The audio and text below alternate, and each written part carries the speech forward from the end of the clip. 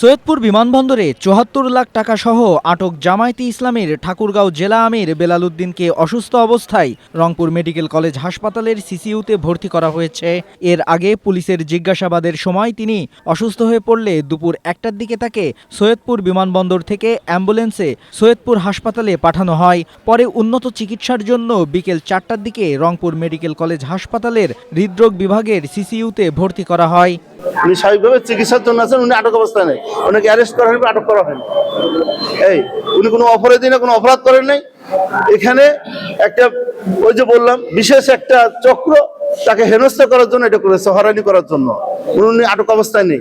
উনি এখনো ডেঞ্জার মুক্ত না, উনি অবজারভেশনে আছে। পরে রিপোর্টগুলো দেখে আমরা হয়তো ডিসিশন নিতে পারবো ওনাকে আমরা অ্যানজিওগ্রাম লাগবে কিনা বা অ্যানজিওপ্লাস্টি লাগবে কিনা, সেজন্য আমরা ওয়েট করছি। স্ট্রবেরি সুপার ডটেড ও ক্লাসিক ভ্যারিয়েন্টে সেন্সেশন জাগুক শিহরণ।